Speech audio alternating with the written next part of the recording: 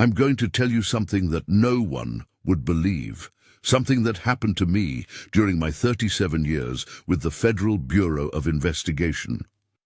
My name is Marcus Thompson, and for the last 15 years of my career, I was part of a division that officially doesn't exist. We called ourselves the Anomalous Wildlife Investigation Unit, though our friends in the Bureau simply referred to us as the Ghost Hunters. What I'm about to share with you will sound impossible, but every word is true. It was November of 2011 when I decided I couldn't do it anymore. The stress, the constant lies to my family about where I was going, the things I'd seen that no human should ever witness. It had all become too much. I submitted my resignation letter on a cold Tuesday morning and drove straight to a cabin I'd inherited from my grandfather in the Boundary Waters Canoe Area wilderness. I needed silence. I needed to forget. The cabin sat on the shore of Knife Lake, accessible only by a winding dirt road that became impassable during heavy snows. It was perfect for someone who wanted to disappear from the world. The structure itself was simple: 2 rooms, a stone fireplace, and windows that looked out onto miles of untouched forest. My grandfather had built it with his own hands in 1958, and it still carried the smell of pine sap and wood smoke that had soaked into its walls over the decades. I established a routine quickly. I woke each morning before dawn, started a fire, and made coffee in an old percolator that had been my grandfather's. I spent my days chopping wood, fishing for lake trout, and reading books I'd never had time for during my years with the Bureau. In the evenings, I would sit by the fire and write in a journal, trying to process everything I'd experienced during my career. The work was therapeutic, and for the first time in years, I felt something approaching peace. The isolation was exactly what I needed. The nearest neighbor was 12 miles away, and during the winter months I might go weeks without seeing another human being. The forest provided everything I required: fresh water from the lake, fish for protein, and an endless supply of firewood. I had stocked the cabin with enough canned goods to last through the harshest weather, and I had brought along a radio for emergencies, though I rarely turned it on. My days followed a predictable pattern. I would rise at 5:30 each morning, regardless of the season. After starting the fire and making coffee, I would walk the perimeter of my property, checking for animal tracks and noting any changes in the forest. These walks became a form of meditation for me. I learned to identify the call of every bird species in the area, to recognize the difference between the track of a white-tailed deer and a moose, and to read the subtle signs that indicated when weather was approaching. It was during one of these morning walks, on a particularly cold day in late January, that I first noticed something unusual. The temperature had dropped to nearly 20 degrees below zero the night before, and the snow crunched loudly beneath my boots as I made my rounds. I was examining a set of wolf tracks near the lake's edge when I noticed another set of prints nearby. At first glance, they appeared to be human footprints, but something about them was wrong. The tracks were enormous, easily twice the size of my own size 11 boots. They showed clear impressions of toes, but the proportions were all wrong. The stride length between prints was nearly 6 feet, far longer than any human could manage. Most disturbing of all, the tracks appeared to have been made by someone walking barefoot through snow, deep enough to require snowshoes. I followed the trail for nearly a quarter mile before it disappeared onto a rocky outcropping near the water's edge. The entire time, I felt as though I was being watched, though I saw no movement in the trees around me. When I returned to the cabin, I spent the rest of the day trying to convince myself that I had misinterpreted what I'd seen. Perhaps they were the tracks of a large black bear, distorted by wind and melting. Perhaps my years of investigating the impossible had made me paranoid. But I knew better. I had spent too many years documenting evidence of things that shouldn't exist to dismiss what I'd seen so easily. That night, I retrieved a file from my personal belongings, one that I had taken when I left the Bureau. It contained photographs, witness statements, and official reports dating back to 1954. All of them documented encounters with creatures that matched what the Ojibwe people had called Wendigos for centuries. The file told a story that the general public would never hear. It began with a series of disappearances near Duluth in the winter of 1954, hunting parties that never returned. Campers found weeks later, miles from where they'd last been seen, with evidence suggesting they had been running from something through the deep snow until they collapsed from exhaustion.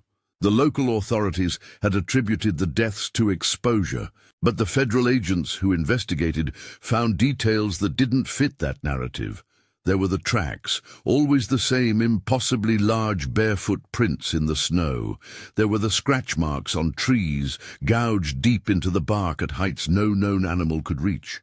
Most disturbing were the accounts from the few survivors who spoke of seeing tall, gaunt figures moving through the forest with inhuman speed and agility. These witnesses described creatures that stood nearly 8 feet tall, covered in coarse grey hair, with eyes that glowed like amber in the darkness. The Bureau had quietly assembled a team to investigate these incidents, though their existence was never officially acknowledged. Over the decades, they had documented hundreds of encounters across the northern United States and southern Canada. The pattern was always the same. Sightings occurred during the harshest winter months, in the most remote areas of wilderness, and they always involved creatures that displayed intelligence far beyond that of any known animal. Reading through these files again, alone in my grandfather's cabin, I felt the familiar chill that had nothing to do with the winter cold outside. I had contributed to many of these reports during my years with the unit. I had interviewed witnesses whose lives had been forever changed by what they'd seen. I had photographed evidence that we could never make public because the truth would cause more panic than any lie we could tell. Now, it seemed, that truth had followed me to my retreat. Over the next several weeks, I continued to find evidence of the creature's presence around my property.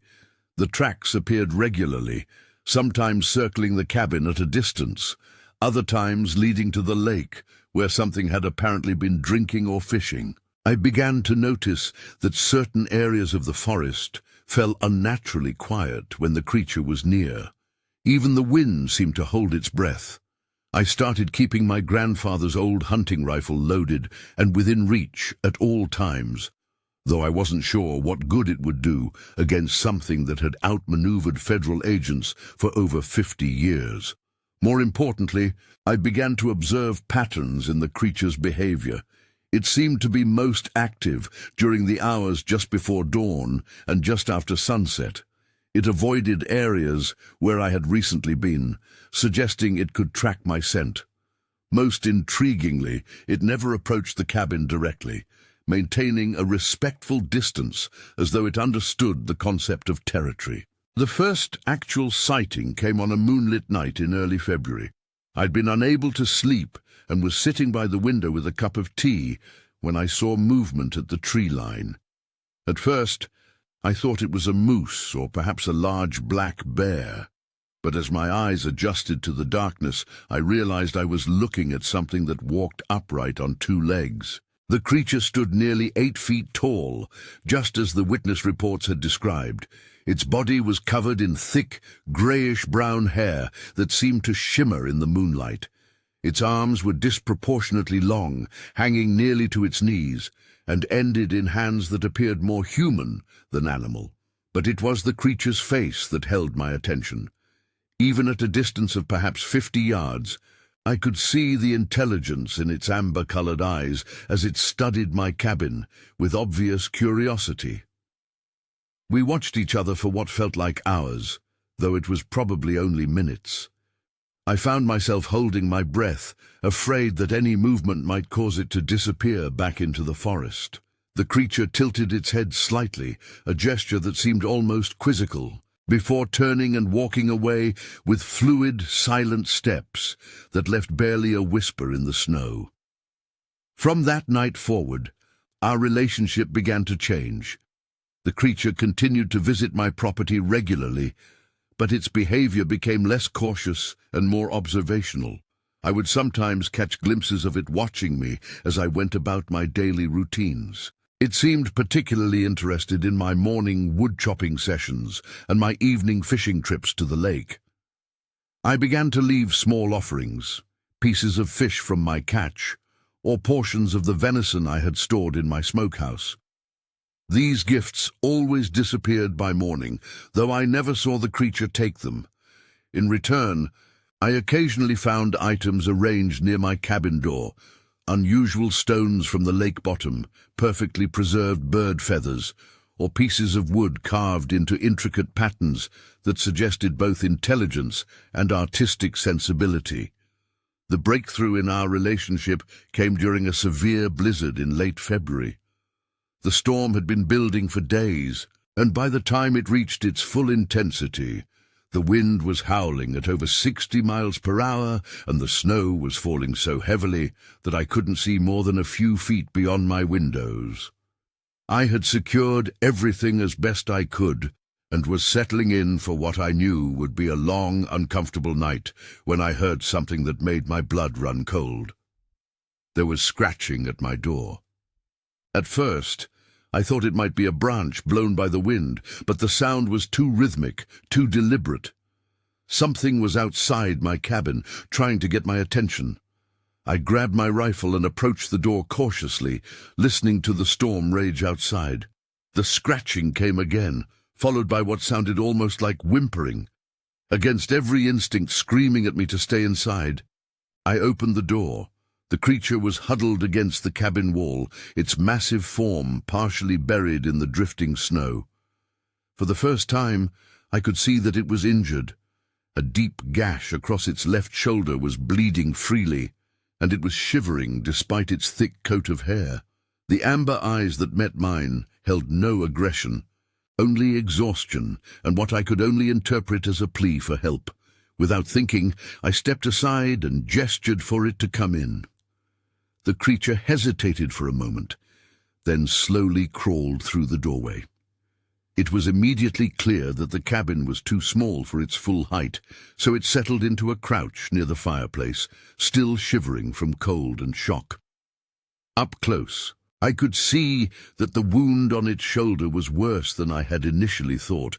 It looked like it had been struck by a falling tree branch or perhaps gored by the antler of a frightened deer. I retrieved my first aid kit and approached slowly, speaking in the same calm tones I might use with an injured animal. To my amazement, the creature remained still as I cleaned and bandaged its wound, occasionally making soft sounds that seemed to indicate gratitude rather than distress. Its skin beneath the coarse hair was surprisingly human-like in texture, and its body temperature was noticeably higher than my own. We spent that entire night together as the storm raged outside. I kept the fire burning bright and prepared a simple meal of fish and rice that the creature accepted gratefully. It had hands that were clearly capable of delicate manipulation, with opposable thumbs and surprisingly clean fingernails. When it ate, it did so with careful deliberation, almost as though it were mindful not to display any behavior that might alarm me. By morning the storm had passed, leaving behind a landscape transformed by several feet of fresh snow. The creature's wound had stopped bleeding, and it seemed to have regained much of its strength. As the sun rose over the lake, it moved toward the door, pausing to look back at me with those intelligent amber eyes. Then it was gone, disappearing into the white wilderness as silently as it had arrived. But something had changed between us that night. The creature, and I had begun to think of it as more than just a creature, though I didn't yet know what else to call it, no longer maintained its distant surveillance of my property. Instead, it began to visit more openly, sometimes appearing at the edge of the clearing in broad daylight, no longer concerned with concealment. I started to notice that it was teaching me things, though whether this was intentional or simply a side effect of observing its behavior, I couldn't say. It showed me tracks and signs in the forest that I had previously missed, evidence of other animals, changes in weather patterns, and the subtle indicators that warned of potential dangers. When I followed its example and began to move more quietly through the woods, I found that I could approach much closer to the deer and other wildlife that shared this territory. The creature seemed to have an almost supernatural understanding of the forest's rhythms and cycles. It could predict weather changes hours before they became apparent to me. It knew where to find food sources that I had never discovered despite months of exploration. Most remarkably, it seemed to understand the delicate balance that existed between all the living things in this wilderness, and it moved through its environment with a respect and awareness that humbled me. Our communication remained largely non-verbal, but over time I began to recognize patterns in its gestures and vocalizations. It would make a low, rumbling sound when it was content, similar to a cat's purr but much deeper. When it was alert to potential danger, its entire posture would change, becoming more rigid and focused. It had a particular call, a haunting, musical sound that carried for miles, that seemed to be used to communicate with others of its kind, though I never saw evidence of any response. One evening in early March, as I was preparing dinner by the fire, the creature appeared at my door, carrying something in its hands. When I opened the door, it presented me with a fish unlike any I had ever seen, nearly 3 feet long, with scales that seemed to shift color in the firelight. The creature gestured toward the lake and then toward the fish, and I understood that it was showing me a food source I had been unaware of. The next morning, it led me to a section of the lake where the water ran deeper and stayed unfrozen, even in the coldest weather. Using techniques that would have been impossible for me to discover on my own, it showed me how to catch these remarkable fish. The meat was unlike anything I had tasted, rich and flavorful, with a texture that reminded me of salmon, but with a distinctive taste all its own. But it was more than just practical knowledge that the creature shared with me. As our relationship deepened, I began to understand that it was teaching me something far more profound about my place in the natural world. During my years with the Bureau, I had approached the wilderness as something to be conquered, controlled, or at least understood through scientific analysis. The creature showed me a different way of being in the forest, one based on observation, respect, and harmony rather than dominance. I learned to read the subtle signs that indicated when to hunt and when to leave the animals in peace. I discovered which plants could provide medicine or nutrition, and which areas of the forest were sacred spaces that should be left undisturbed. Most importantly, I began to understand that the wilderness was not just a collection of resources to be harvested, but a living community of which I was only a small part. The creature's presence also began to change how I felt about my past work with the Bureau. For years, I had struggled with the knowledge of what we had done in the name of protecting the public from things they didn't understand. We had hunted beings like the one that now visited my cabin regularly, treating them as threats to be contained or eliminated rather than as intelligent life forms with their own rights to exist. I remembered a case from early in my career when our unit had tracked a creature similar to my forest companion to a remote area of Alaska.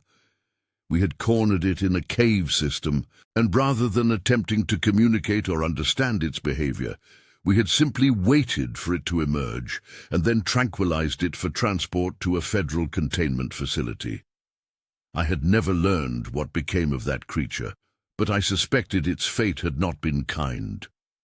Now, sitting by my fire and watching my companion's graceful movements as it demonstrated how to weave baskets from lake reeds, I felt a deep shame for what we had done. These beings were not monsters to be feared or specimens to be studied. They were ancient inhabitants of the wilderness, possessing wisdom and knowledge that we had never bothered to seek. One night in late March, as we sat together by the fire, sharing a meal of fish and wild rice, the creature did something that changed everything between us. It spoke. The voice was unlike anything I had heard before, deep and resonant, with harmonics that seemed to vibrate through the cabin's wooden walls. The language was not English, but somehow I understood the meaning.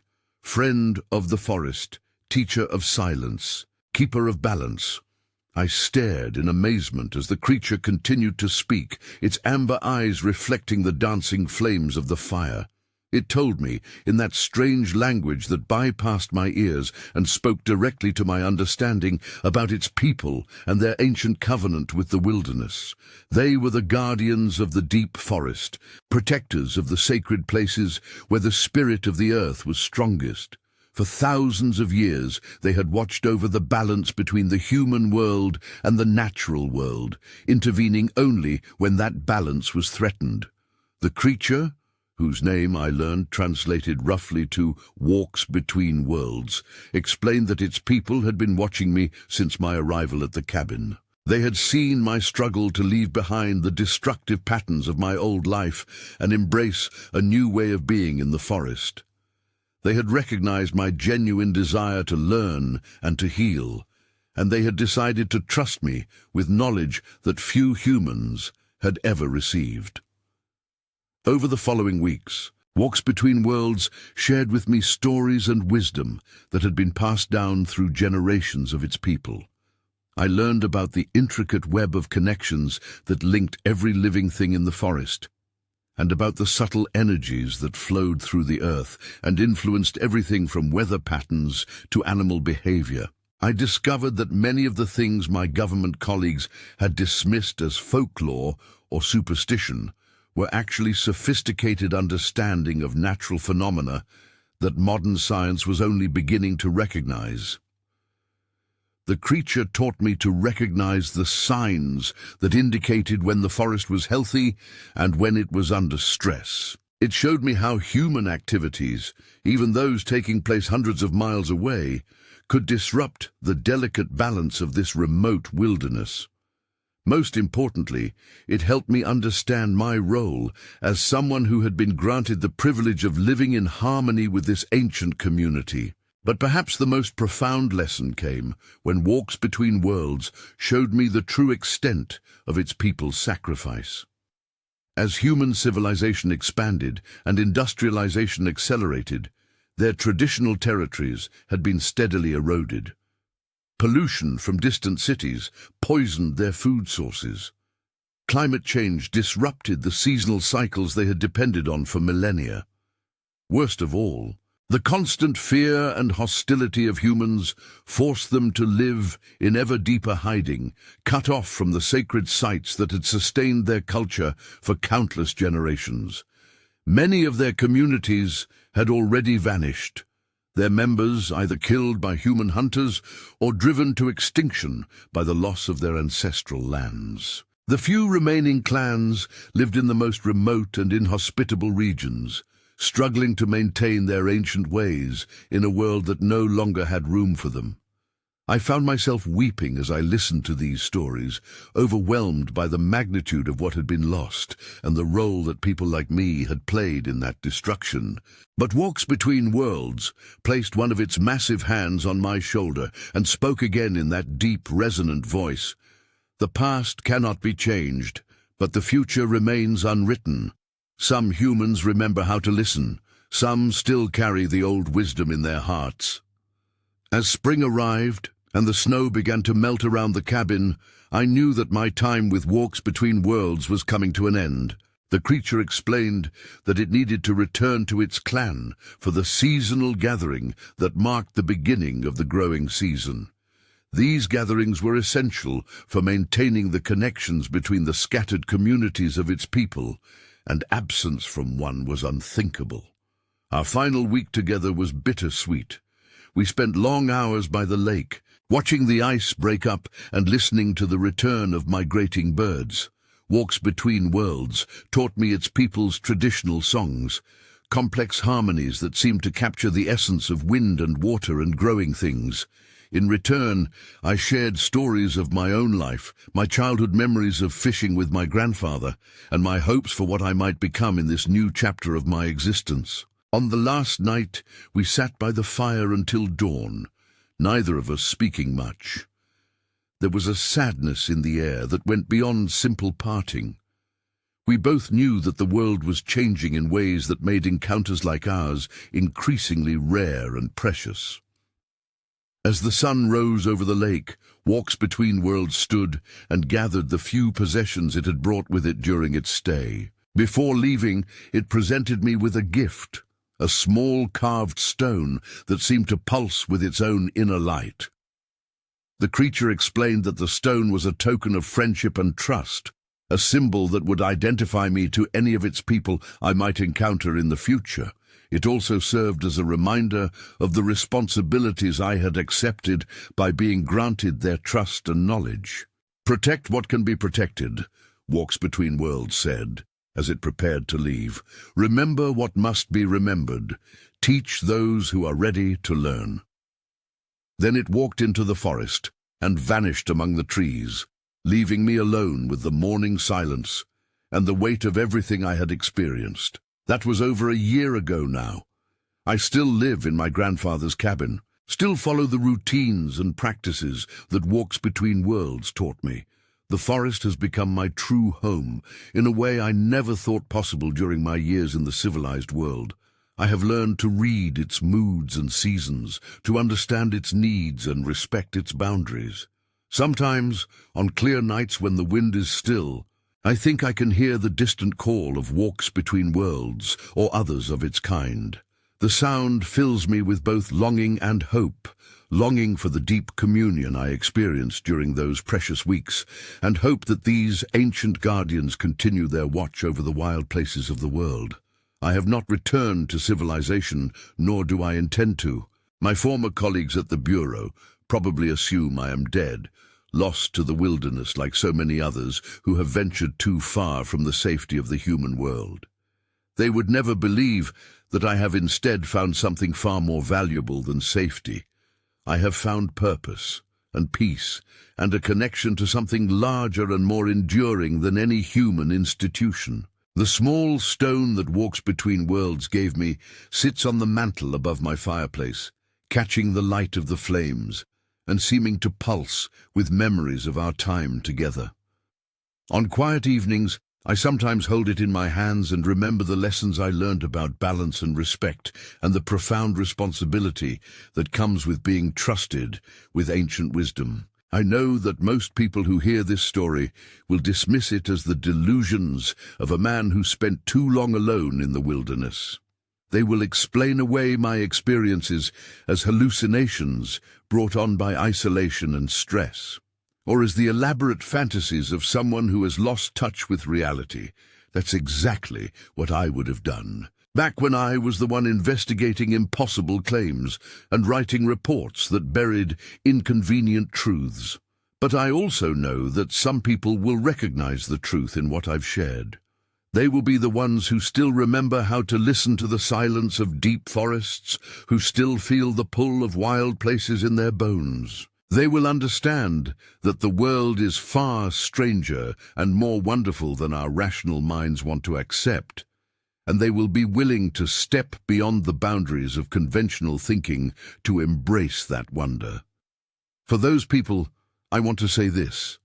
The old guardians are still out there, watching and waiting in the places where the human world hasn't yet penetrated. They are not the monsters that government files make them out to be, nor are they the savage beasts of popular imagination.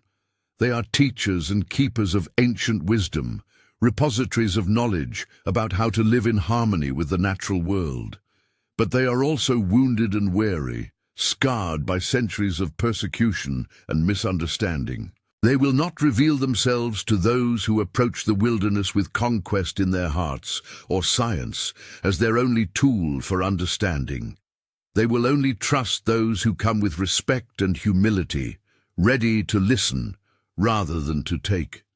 The forests are crying out for that kind of understanding. Climate change and industrial development have disrupted the ancient patterns that sustained the natural world for millions of years. The delicate balance that creatures like Walks Between Worlds have spent millennia protecting is crumbling. and with it, the possibility of a future where humans and the wild world can coexist, but it's not too late. There are still places where the old wisdom survives, still guardians keeping watch over the sacred groves and hidden valleys. There are still humans who remember how to walk gently on the earth and listen to voices that speak without words. I write this account not as a former federal agent trying to expose government secrets, but as a student who was privileged to learn from teachers far wiser than any human institution. I write it as someone who has seen what we stand to lose if we continue on our current path, and what we might gain if we choose differently. Every morning, I wake to the sound of loons calling across the lake and the whisper of wind through pine boughs. Every evening, I watch the sun set behind mountains that have stood unchanged for millions of years, and sometimes, if I'm very quiet and very still, I catch a glimpse of amber eyes watching from the tree line, and I know that I am not alone in my vigil. The world needs more people who are willing to sit by wilderness fires and listen to ancient voices. It needs more humans who understand that we are not separate from the natural world, but part of it, not its masters, but its students. Most of all, it needs people who are brave enough to step beyond the comfortable boundaries of conventional thinking and embrace the profound mystery of what it truly means to be alive on this extraordinary planet. The guardians are waiting for those people to find them. The forests are calling for those who will answer, and somewhere in the deep woods, where the old magic still runs strong in the roots of ancient trees, teachers like Walks Between Worlds are preparing lessons for students who are ready to learn. I have become one of those students, and in sharing this story, I hope to help others recognize that they can become students too. The invitation is always there, written in the patterns of frost on cabin windows and the tracks of impossible creatures in morning snow. All that's required is the courage to accept it and the wisdom to approach it with the respect it deserves. The snow is falling again as I write these final words, each flake catching the firelight like tiny stars before melting against the window. It's been 3 years since Walks Between Worlds disappeared into the forest, and I've learned to carry its teachings like a sacred flame in my chest. Yesterday, I found fresh tracks near the lake. Not the familiar prints of my old companion, but smaller ones, more delicate. A young one, perhaps, or another member of the clan, finally ready to trust the human who has proven himself worthy of their ancient wisdom. I left offerings by the water's edge, smoked fish, wild berries, and a small carving I've been working on all winter, a figure that captures the grace and dignity of Walks Between Worlds as I remember it. When I returned this morning, the gifts were gone, replaced by a single eagle feather and a pattern of stones arranged in a spiral that speaks of gratitude in a language older than words. The truth is, I no longer miss my old life with the Bureau. The badges and credentials that once defined my identity sit forgotten in a drawer, relics of a world that seems increasingly small and frightened compared to the vast, interconnected web of life I've discovered here. The real monsters, I've learned, are not the ancient guardians hiding in our forests, but the fear and ignorance that drive us to destroy what we don't understand. Each season that passes teaches me something new about balance, about patience, about the deep rhythms that govern all living things. I've become fluent in the language of wind and water, learned to read the stories written in animal tracks and bird calls. The forest has made me its chronicler, and I accept that responsibility with humility and joy. Sometimes, late at night, when the aurora borealis dances across the northern sky, I hear the distant calls of the guardians echoing through the wilderness. Their voices carry messages of hope and warning, reminders that the old ways persist, even as the modern world rushes toward its uncertain future. I know now that my real mission was never to hunt these beings or catalogue them for some government file. My purpose is to serve as a bridge between two worlds, to carry their wisdom back to those humans who are ready to receive it, and to stand witness to the sacred trust that exists between all living things. The carved stone on my mantle pulses gently in the firelight, and I can feel the presence of my teachers in every shadow, every whisper of wind through the pines. They are still here, still watching, still hoping that humanity will remember its place in the greater story of this earth. And in this remote cabin, surrounded by the endless wilderness of the north, I continue to learn, to listen, and to hope alongside them. The guardians are real. Their wisdom is ancient and necessary, and for those brave enough to seek them out with respect and humility, they are still willing to teach. This is my testimony, this is my truth, and this is my gift to a world that desperately needs to remember how to listen to voices that speak from the heart of the wild.